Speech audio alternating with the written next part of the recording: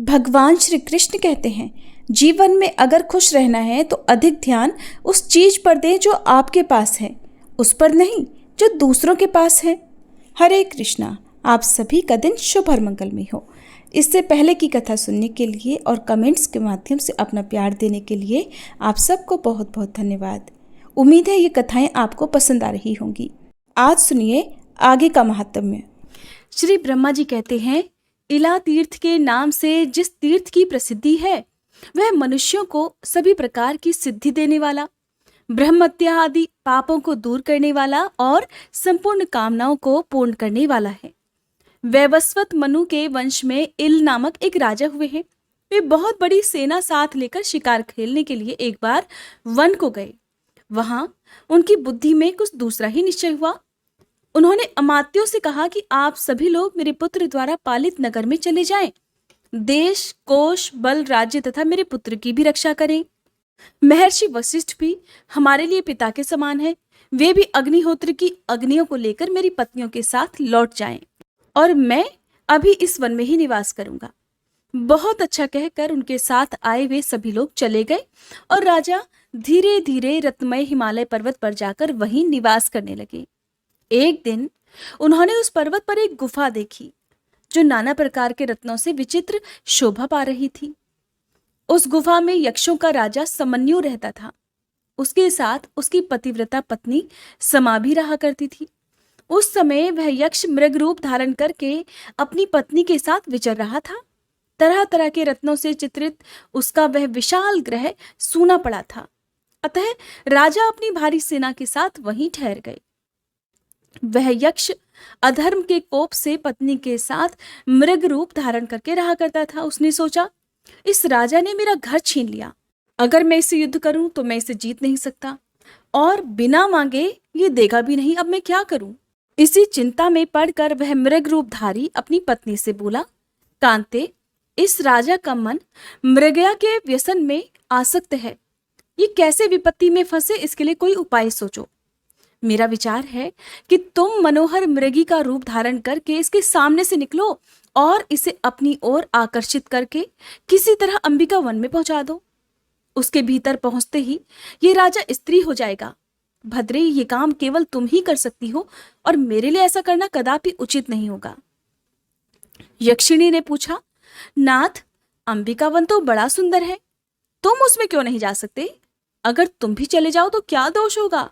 ये हमें ठीक ठीक बताओ कि उसमें जाने से क्या दोष लगता है। तब यक्ष ने कहा, एक समय पार्वती जी ने एकांत में बैठे हुए भगवान शंकर से कहा कि हे देवेश्वर, स्त्रियों की ये स्वाभाविक इच्छा होती है कि उनकी रति क्रीड़ा सदा गुप्त रहे। इसलिए मुझे ऐसा नियत स्थान दीजिए जो आपकी आज्ञा से सुरक्षित हो।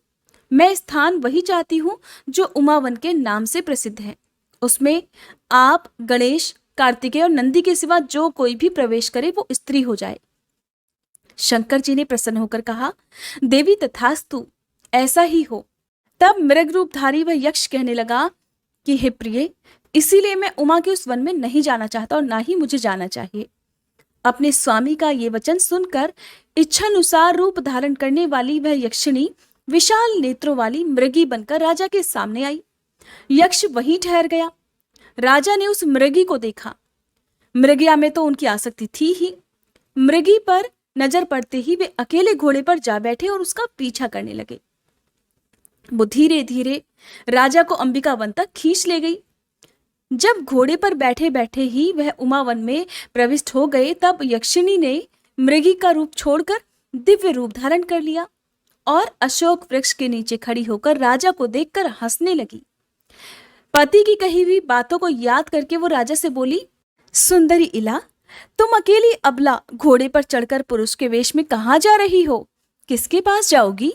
उसके मुख से इला शब्द सुनते ही राजा को इतना क्रोध आया कि वो मूर्छित हो उठे और यक्षिणी को डांट कर मृगी का पता पूछने लगे। तो यक्षिणी ने फिर से कहा, इले, इले, अपने आप को अच्छी तरह देख तो लो, फिर मुझे मिथ्यावादिनी या सत्यवादिनी कहना। राजा को उस समय तो कुछ समझ में नहीं आया, लेकिन देखते ही देखते राजा को खुद के अंदर स्त्री होने का आभास हो गया। ये मुझे क्या हो गया? ये कहते ही राजा चकित हो गए और उन्होंने यक्षिणी से पूछा, सुव्रते, ये मुझे क्या हो गया, इस बात को आप ठीक ठीक जानती हैं। अतः बताइए, आप कौन हैं और मेरे साथ ऐसा क्यों हुआ है, इसका भी परिचय दीजिए। तब यक्षिणी बोली, हिमालय की श्रेष्ठ गुफा में मेरे पति यक्षराज समन्यु निवास करते हैं और मैं उन्हीं की पत्नी हूं। जिस शीतल कंदरा में आप ठहरे हुए हैं वो हमारा ही घर है और मैं ही मृगी बनकर आपको यहां तक ले आई हूं। ये उमावन है। यहाँ के लिए पूर्व काल में महादेव जी ये वर दे चुके हैं कि जो भी पुरुष इसमें प्रवेश करेगा वो स्त्री हो जाएगा। अतः आप भी स्त्री हो गए। इससे आपको दुखी बिल्कुल नहीं होना चाहिए। कोई कितना ही प्रौढ़ क्यों ना हो, भवितव्यता को कोई नहीं जानता। इस प्रकार इला को आश्वासन देकर वह सुंदरी यक्षिणी अंतर्ध्यान हो गई। उसने जाकर अपने पति से सारा हाल कह सुनाया। यक्ष ने सुना तो सुनकर वह भी बहुत प्रसन्न हुआ। इधर इला गाती और नृत्य करती हुई उमावन में ही रहने लगी। वह कर्म की गति का स्मरण करती हुई स्त्री स्वभाव के अनुसार ही चेष्टा करती थी। एक दिन जब इला नृत्य कर रही थी तो बुध ने उसे देखा। वे अपने पिता को नमस्कार करने के लिए जा रहे थे। इला पर नजर पड़ते ही उन्होंने अपनी यात्रा स्थगित कर दी और उसके पास आकर कहा कि देवी, तू स्वर्ग में रहकर मेरी प्रिया हो जा, मेरी पत्नी बन जा। इला ने भक्ति पूर्वक बुध की आज्ञा का अभिनंदन करके उसे सहर्ष स्वीकार कर लिया। अब बुध अपने उत्तम स्थान पर ले जाकर इला के साथ प्रेम पूर्वक विहार करने लगे। उसने भी सभी प्रकार की सेवाओं से अपने पति को संतुष्ट कर लिया। इस तरह बहुत सारा समय बीत जाने के बाद बुध ने प्रसन्न होकर एक दिन अपनी प्रिया से कहा कि कल्याणी, मैं तुझे क्या दूं? तेरे मन में जो भी प्रिय वस्तु हो उसे मांग ले। इला ने सुना तो सहसा बोल उठी कि मुझे पुत्र दे दीजिए। तब बुध ने तथास्तु कहते हुए कहा कि तुम्हारे गर्भ से विश्वविख्यात क्षत्रिय पुत्र उत्पन्न होगा। उससे चंद्रवंश की वृद्धि होगी। वह तेज में सूर्य, बुद्धि में बृहस्पति, क्षमा में पृथ्वी, युद्ध संबंधी पराक्रम में भगवान विष्णु और क्रोध में अग्नि के समान होगा। समय आने पर महात्मा बुध का पुत्र उत्पन्न हुआ। उस समय देवलोक में सब ओर जय जयकार का शब्द गूंज उठा। उस बालक के जन्मोत्सव में सभी प्रधान प्रधान देवता आए। मैं भी बड़ी प्रसन्नता के साथ उसमें सम्मिलित हुआ। वह बालक जन्म लेते ही उच्च स्वर से रोया था। अतः वहां एकत्रित हुए देवताओं तथा ऋषियों ने एक दूसरे से कहा, इस बालक ने पुरु अर्थात अत्यंत उच्च स्वर से रव अर्थात शब्द किया है, अतः इसका नाम पुरुरवा होना चाहिए। सबने संतुष्ट होकर यही नाम रख दिया। फिर बुध ने अपने पुत्र को क्षत्रियोचित विद्या पढ़ाई और प्रयोग सहित धनुर्विद्या का ज्ञान भी दिया। पुरुरवा शुक्ल पक्ष के चंद्रमा की भांति शीघ्र ही बढ़कर बड़ा हो गया। उसने अपनी माता को दुखी देख विनीत भाव से नमस्कार करके कहा, माताश्री, बुध मेरे पिता और आपके प्रीतम पति हैं। मुझ जैसा कर्मठ पुरुष आपका पुत्र है, फिर भी आपके मन में चिंता किस बात की है? पुत्र की बात सुनकर इला बोली, बेटा, तुम ठीक कहते हो। बुध मेरे स्वामी हैं और तुम मेरे गुणाकार पुत्र हो। अतः मुझे पति और पुत्र के लिए कभी चिंता नहीं होती। फिर भी मेरे मन में पहले का ही कुछ दुख है, जिसका बारंबार ध्यान हो आने से मैं चिंता में डूब जाती हूँ। पुरुरवा ने अपनी माँ को चिंतित देखकर कहा, माँ, पहले मुझे अपना वही दुख बताओ।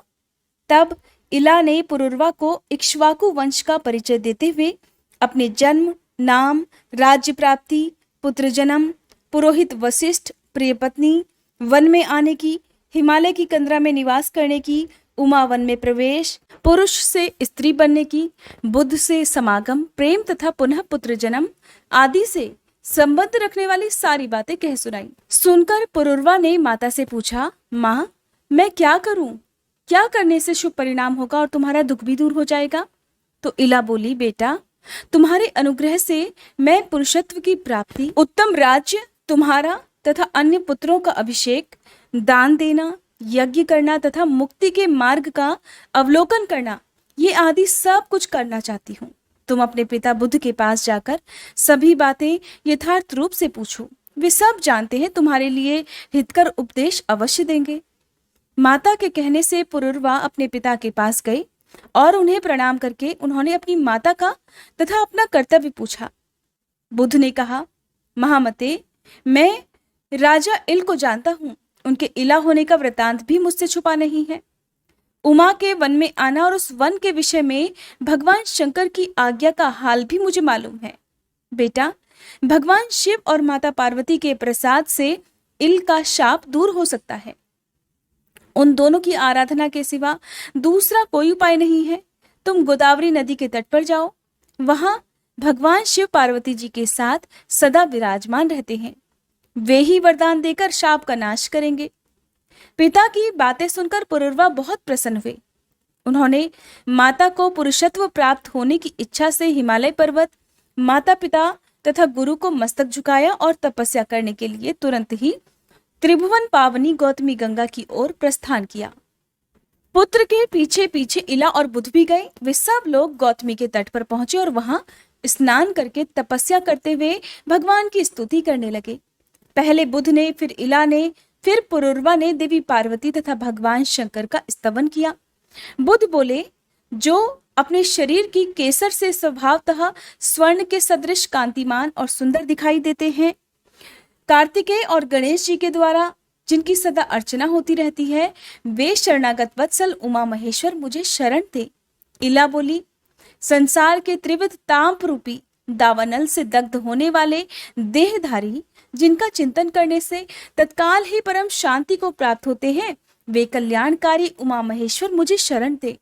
हे देव, मैं आर्त हूँ, मेरे हृदय में बड़ी पीड़ा है। क्लेश आदि से मेरी रक्षा करने वाला आपके सिवा दूसरा कोई नहीं है। शरणागत की रक्षा करने वाले आपके जो दोनों परम पवित्र चरण हैं, वे मुझे शरण दें। पुरुरवा बोले, जिनसे इस जगत की उत्पत्ति होती है तथा प्रलय काल में वह सब जिनके ही भीतर लय को प्राप्त होता है, वे संसार को शरण देने वाले जगदात्मा उमा महेश्वर मुझे शरण दे। देवताओं के समुदाय में एक महान उत्सव के अवसर पर गिरिराज कुमारी पार्वती ने महादेव जी से कहा था, हे ईश, आप मेरे दोनों चरण पकड़िए। इस पर शिवजी ने अत्यंत प्रीतिवश पार्वती जी के जिन दोनों शरणागत पालक चरणों को ग्रहण किया था, वे मुझे शरण दें। ये स्तुति सुनकर उमावर महेश्वर प्रकट हो गए। भगवती उमा ने कहा, तुम लोगों का मनोरथ क्या है, बताओ, मैं उसे पूर्ण करूंगी। तुम्हारा कल्याण हो। तुम सब लोग कृतार्थ हो गए। जो वस्तु देवताओं के लिए भी दुर्लभ हो, वह भी मैं तुम्हें दूंगी। सुनकर पुरुरवा बोले, हे जगदम्बिके, राजा इल अज्ञानवश आपके वन में घुस गए थे। हे देवेश्वरी, आप उनके उस अपराध को क्षमा कर दीजिए और पुनः उन्हें पुरुषत्व प्रदान करें। पार्वती ने भगवान शंकर की सम्मति के अनुसार तथास्तु कहकर उन सबकी प्रार्थना स्वीकार कर ली। इसके बाद शिवजी ने कहा, राजा इल गौतमी गंगा में स्नान करने मात्र से पुरुष हो जाएंगे। तब बुध की पत्नी इला ने गंगा में स्नान किया। स्नान करने के बाद इला के शरीर से जो जल चू रहा था, उसके साथ उसके नारी जनोचित सौंदर्य, नृत्य तथा संगीत भी गंगा की धारा में मिल गए। वे ही नृत्या, गीता और सौभाग्य नाम की नदियों के रूप में परिणत हो गए। वे नदियां भी गंगा में आ मिली। इससे वहां 3 पवित्र संगम हो गए। उनमें किया हुआ स्नान और दान इंद्रपद की प्राप्ति कराने वाला है। शिव और पार्वती के प्रसाद से पुरुषत्व प्राप्त करने के बाद राजा इल ने महान अभ्युदय की सिद्धि के लिए वहां अश्वमेध यज्ञ किया। पुरोहित वशिष्ठ अपनी पत्नी, पुत्र, अमात्य, सेना और कोष को भी लाकर उन्होंने वह यज्ञ संपन्न किया। दंडक वन में इल ने चतुरंगिणी सेना सहित राज्य की स्थापना की। वहां इल के नाम से विख्यात उनका नगर भी है। सूर्यवंश की परंपरा में जो उन्होंने पहले पुत्र उत्पन्न किए थे, उनको राज्य पर अभिषेक करने के पीछे स्नेहवश पुरुरवा का भी अभिषेक किया। वे राजा पुरुरवा ही चंद्रवंश के प्रवर्तक हुए। जहां राजा को पुरुषत्व की प्राप्ति हुई, वहां गौतमी के दोनों तटों पर 16,000 तीर्थों का निवास है और वहां इलेश्वर नामक भगवान शंकर की भी स्थापना हुई है। उन तीर्थों में स्नान और दान करने से संपूर्ण यज्ञों का फल प्राप्त हो जाता है। ऐसा कहकर श्री ब्रह्मा जी मौन हो गए। हरे कृष्णा। आज के महात्म्य में बस इतना ही। इसके आगे की कथा आप कल सुनिएगा। अब सुनिए कल से आगे की पौराणिक कथा। पुलत्स्य जी कहते हैं कि अगस्त जी के ऐसे अद्भुत वचन सुनकर श्री रघुनाथ जी ने विस्मय के कारण पुनः प्रश्न किया कि महामुने, वह वन जिसका विस्तार 100 योजन का था, पशु पक्षियों से रहित, निर्जन, सूना और भयंकर कैसे हुआ? अगस्त जी कहने लगे कि राजन, पूर्व समय के सतयुग की बात है। वैवस्वत मनु इस पृथ्वी का शासन करने वाले राजा थे। उनके पुत्र का नाम इक्ष्वाकु था। इक्ष्वाकु बड़े ही सुंदर और अपने भाइयों में सबसे बड़े थे। महाराज उन्हें बहुत मानते थे। उन्होंने इक्ष्वाकु को भूमंडल के राज्य पर अभिषिक्त करके कहा कि तुम पृथ्वी के राजवंशों के सम्राट बनो। रघुनंदन बहुत अच्छा कहकर इक्ष्वाकु ने पिता की आज्ञा स्वीकार कर ली। तब वे बहुत संतुष्ट होकर बोले, बेटा, अब तुम दंड के द्वारा प्रजा की रक्षा करो, किंतु दंड का अकारण प्रयोग मत करना।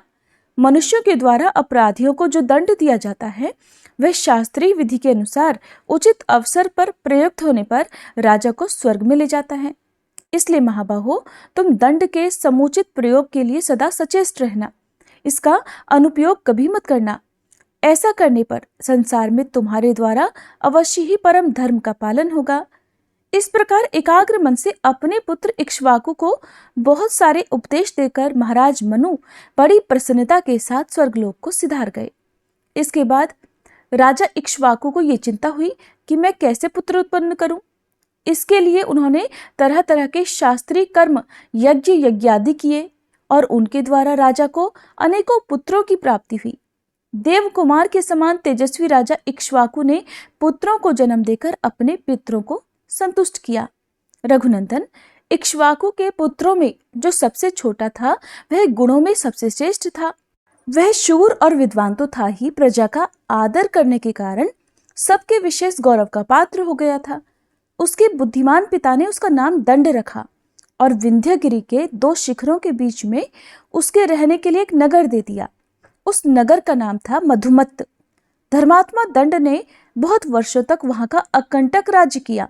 इसके बाद एक समय जबकि चारों ओर चैत्र मास की मनोरम छटा छा रही थी, राजा दंड भार्गव मुनि के रमणीय आश्रम के पास गया। वहां जाकर उसने देखा कि भार्गव मुनि की परम सुंदरी कन्या, जिसके रूप की कहीं तुलना नहीं थी, वन में घूम रही है। उसे देखकर राजा दंड के मन में पाप का उदय हुआ और वह काम बाण से पीड़ित होकर उस कन्या के पास जाकर बोला, सुंदरी, तुम कहाँ से आई हो? शोभामयी, तुम किसकी पुत्री हो? मैं काम से पीड़ित होकर तुमसे ये बातें पूछ रहा हूँ। वरारोहे, मैं तुम्हारा दास हूँ। सुंदरी, मुझ भक्त को अंगीकार करो। तब वह कन्या, जिसका नाम अर्जा था, कहने लगी, राजन, आपको पता होना चाहिए कि मैं भार्गव वंश की कन्या हूँ। पुण्यात्मा शुक्राचार्य की मैं सबसे बड़ी पुत्री हूँ और मेरा नाम अर्जा है। पिताजी इस आश्रम पर ही निवास करते हैं। महाराज, शुक्राचार्य मेरे पिता हैं और आप उनके शिष्य हैं, इसलिए धर्म के नाते तो मैं आपकी बहन हूँ। इसलिए आपको मुझसे ऐसी बातें नहीं कहनी चाहिए। अगर कोई दूसरा दुष्ट पुरुष मुझ पर बुरी नजर डाले तब तो आपको सदा उनके हाथों से मेरी रक्षा ही करनी चाहिए। मेरे पिता बड़े क्रोधी और भयंकर हैं। वे अपने शाप से आपको अभिभस्म कर सकते हैं। इसलिए राजन, आप मेरे महातेजस्वी पिता के पास जाइए और धर्मानुकूल बर्ताव के द्वारा उनसे मेरे लिए याचना कीजिए। नहीं तो इसके विपरीत आचरण करने पर आप पर महान और घोर दुख आ पड़ेगा। मेरे पिता का क्रोध उमड़ जाने पर वे पूरे त्रिलोकी को भी जलाकर खाक कर सकते हैं। तब राजा दंड बोला, सुंदरी, तुम्हें पा लेने पर फिर चाहे मेरा वध हो जाए या वध से भी महान कष्ट क्यों न भोगना पड़े, मुझे स्वीकार है। भीरू, मैं तुम्हारा भक्त हूं, तुम मुझे स्वीकार करो। ऐसा कहकर राजा ने उस कन्या को बलपूर्वक बाहुपाश में जकड़ लिया और उस एकांत वन में, जहां से कहीं आवाज भी नहीं पहुंच सकती थी, उसे निर्वस्त्र कर दिया। बेचारी अबला उसकी भुजाओं से छूटने के लिए बहुत छटपटाई, परंतु फिर भी उसने स्वेच्छानुसार उसके साथ भोग किया। राजा दंड वह अत्यंत कठोरता पूर्वक और महाभयानक अपराध करके तुरंत अपने नगर को चल दिया और भार्गव कन्या अर्जा दीन भाव से रोती हुई और अत्यंत उद्विग्न होकर आश्रम के पास अपने देवतुल्य पिता के पास आई। उसके पिता अमित तेजस्वी देवर्षि शुक्राचार्य सरोवर पर स्नान करने गए थे। स्नान करके वे 2 ही घड़ी में शिष्यों सहित आश्रम पर वापस लौट आए। आश्रम में आकर उन्होंने देखा कि अर्जा की दशा तो बड़ी दयनीय है, वह धूल में सनी हुई है। तुरंत ही सारा रहस्य उनके ध्यान में आ गया। फिर तो शुक्र को बड़ा रोष हुआ। वे तीनों लोगों को दग्ध सा करते हुए अपने शिष्यों को सुनाकर कहने लगे, धर्म के विपरीत आचरण करने वाले अदूरदर्शी दंड के ऊपर प्रज्वलित अग्निशिखा के समान भयंकर विपत्ति आ रही है। तुम सब लोग देखना, वह खोटी बुद्धि वाला पापी राजा अपने देश, भृत्य, सेना और वाहन सहित नष्ट हो जाएगा। उसका राज्य 100 योजन लंबा चौड़ा है। उस समूचे राज्य में इंद्र धूल की बड़ी भारी वर्षा करेंगे। उस राज्य में रहने वाले स्थावर जंगम जितने भी प्राणी हैं, उन सब का उस धूल की वर्षा से जल्दी ही नाश हो जाएगा। जहां तक दंड का राज्य है, वहां तक के उपवनों और आश्रमों में अचानक 7 रात तक धूल की वर्षा होती रहेगी। क्रोध से संतप्त होने के कारण इस प्रकार शाप देकर महर्षि शुक्राचार्य ने आश्रमवासी शिष्यों से कहा कि तुम लोग यहाँ रहने वाले सब लोगों को इस राज्य की सीमा से बाहर ले जाओ। उनकी आज्ञा पाते ही आश्रमवासी मनुष्य जल्दी ही उस राज्य से हट गए और सीमा से बाहर जाकर उन्होंने अपने अपने डेरे डाल लिए। इसके बाद शुक्राचार्य अर्जा से बोले, ओ नीच बुद्धि वाली कन्या, तू अपने मन को एकाग्र करके सदा इस आश्रम पर ही निवास कर। ये 4 कोस के विस्तार का सुंदर शोभा संपन्न सरोवर है। अर्जा, तू रजोगुण से रहित सात्विक जीवन बिताती हुई यहाँ 100 वर्षों तक रहे। महर्षि का यह आदेश सुनकर अर्जा ने उनकी बात स्वीकार कर ली। उस समय वह बहुत ही दुखी हो रही थी। शुक्राचार्य ने कन्या से ऐसी बातें कहकर फिर वहां से दूसरे आश्रम के लिए प्रस्थान किया। ब्रह्मवादी महर्षि के कहे अनुसार विंध्यगिरि के शिखरों पर फैला हुआ राजा दंड का समूचा राज्य 1 सप्ताह के अंदर ही जलकर खाक हो गया। तब से वह विशाल वन दंडकारण्य कहलाता है। रघुनंदन, आपने जो मुझसे पूछा था वह सारा प्रसंग मैंने कह सुनाया। अब संध्योपासन का समय बीता जा रहा है। ये महर्षिगण सब और जल से भरे घड़े लेकर अर्घ देकर भगवान सूर्य की पूजा कर रहे हैं। आप भी चलकर संध्या वंदन कीजिए। ऋषि की आज्ञा मानकर श्री रघुनाथ जी संध्योपासन करने के लिए उस पवित्र सरोवर के तट पर गए। इसके बाद आचमन और सायं संध्या करके श्री रघुनाथ जी महात्मा कुंभज के आश्रम में गए। वहां उन्होंने बड़े आदर के साथ अधिक गुणकारी फल मूल और रसीले साग भोजन के लिए अर्पित किए। राजा श्री राम ने बड़ी प्रसन्नता के साथ उस अमृत के समान मधुर भोजन का भोग लगाया और पूर्ण तृप्त होकर रात में वहीं विश्राम किया। सवेरे उठकर उन्होंने अपना नित्य कर्म किया और वहां से विदा होने के लिए महर्षि के पास गए। वहां जाकर उन्होंने मुनि को प्रणाम किया और कहने लगे, ब्राह्मण, अब मैं आपसे विदा लेना चाहता हूँ, आप आज्ञा देने की कृपा करें। महामुने, आज मैं आपके दर्शन से कृतार्थ और अनुग्रहित हुआ। श्री राम जी के ऐसे अद्भुत वचन कहने पर तपस्वी अगस्त जी ने बहुत प्रसन्न होकर कहा, श्री राम, कल्याणमय अक्षरों से युक्त आपका यह वचन बड़ा ही अद्भुत है। रघुनंदन, ये संपूर्ण प्राणियों को पवित्र करने वाला है। जो मनुष्य आपको 2 घड़ी भी देख लेते हैं, वे समस्त प्राणियों में पवित्र और देवता कहलाते हैं। रघुश्रेष्ठ, आप समस्त देहधारियों के लिए परम पावन हैं और आपका प्रभाव ऐसा ही है। जो लोग आपकी चर्चा करेंगे उन्हें भी सिद्धि प्राप्त होगी। आप इस मार्ग से शांत और निर्भय होकर जाइए और धर्मपूर्वक राज्य का पालन कीजिए, क्योंकि आप ही इस जगत के एकमात्र सहारे हैं।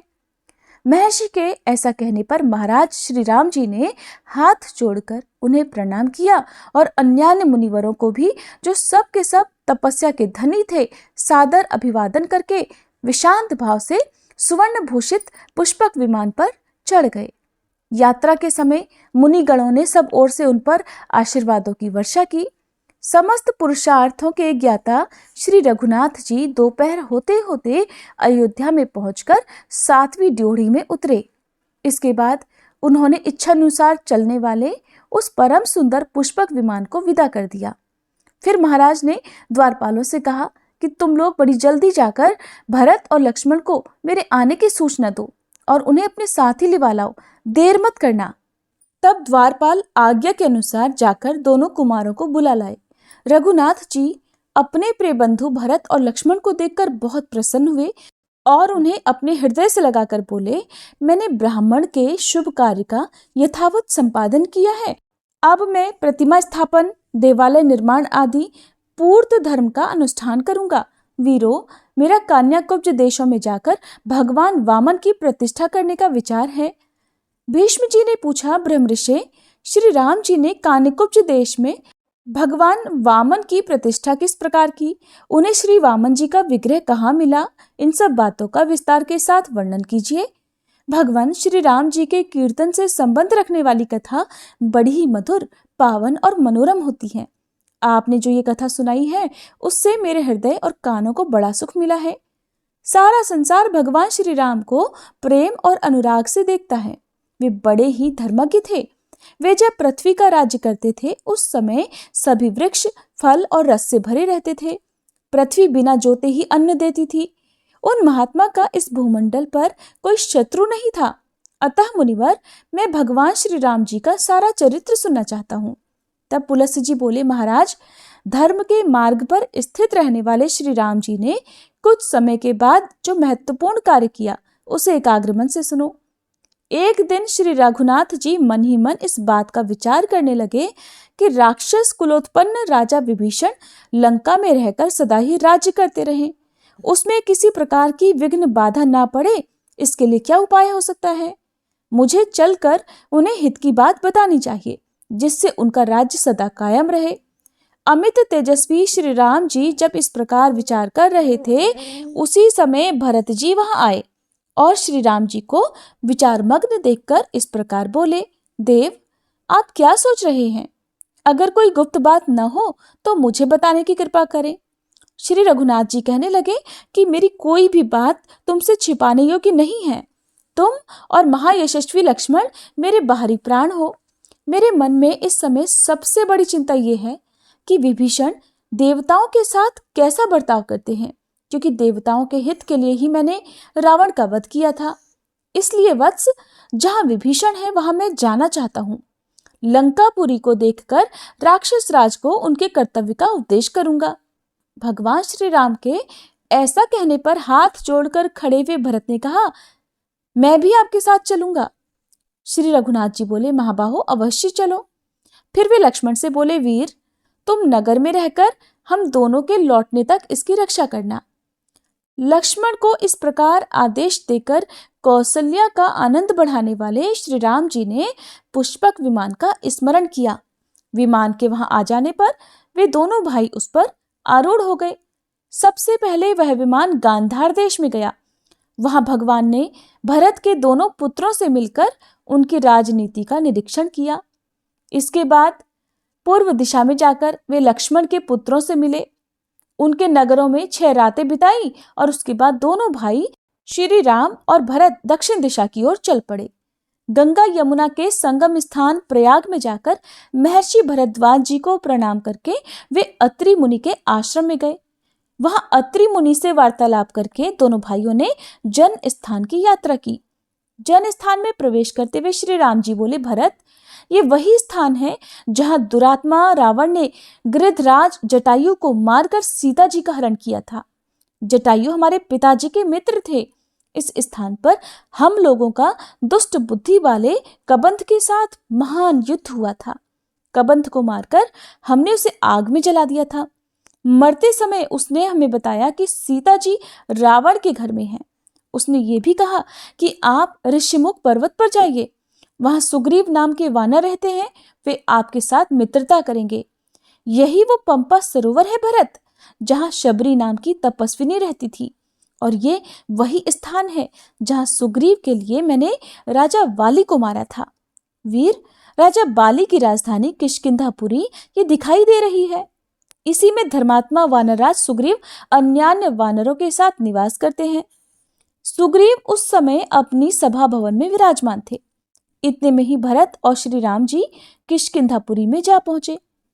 उन दोनों भाइयों को उपस्थित देखकर सुग्रीव ने उनके चरणों में प्रणाम किया।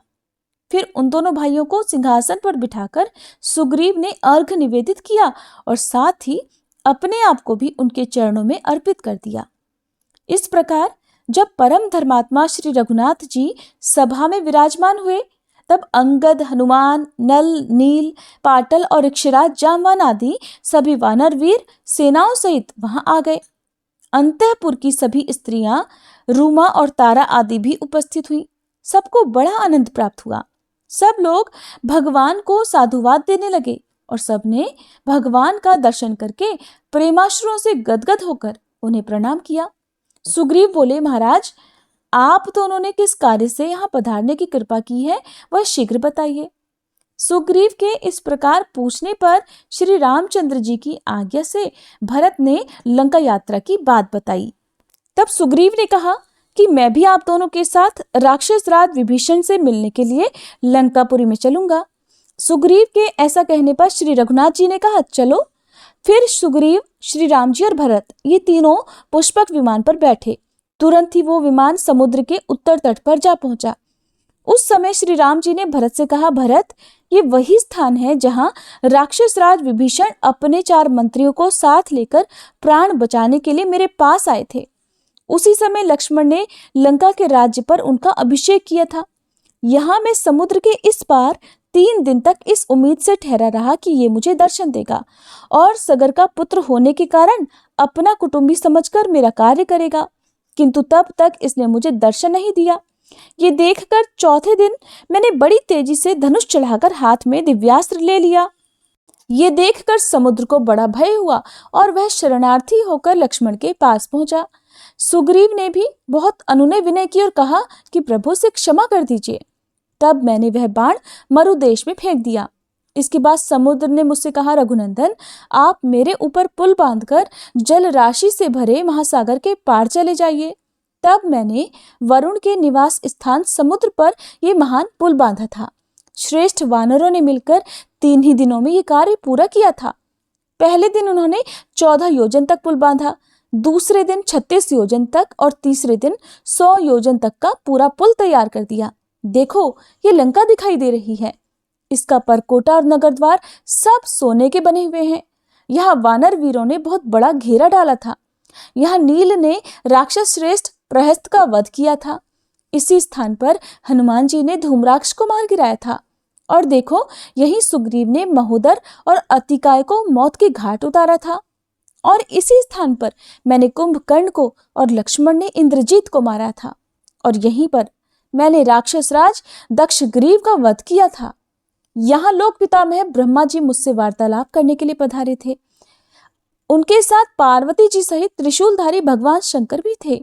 हमारे पिता महाराज दशरथ भी स्वर्गलोक से यहीं पधारे थे। जानकी जी की शुद्धि चाहने वाले उन सभी लोगों के सामने सीता जी ने इसी स्थान पर अग्नि में प्रवेश किया था और वे सर्वथा शुद्ध प्रमाणित हुई थी। लंकापुरी के अधिष्ठाता देवताओं ने भी सीता जी की अग्नि परीक्षा देखी थी। पिताजी की आज्ञा से मैंने सीता जी को स्वीकार किया। इसके बाद महाराज ने मुझसे कहा कि बेटा, अब अयोध्या को जाओ। हरे कृष्णा। आज के अध्याय में बस इतना ही। इसके बाद भगवान श्री राम ने जो भी बातें बताई उन सभी का विस्तार पूर्वक वर्णन आप सभी अगली कथा में जरूर सुनिएगा।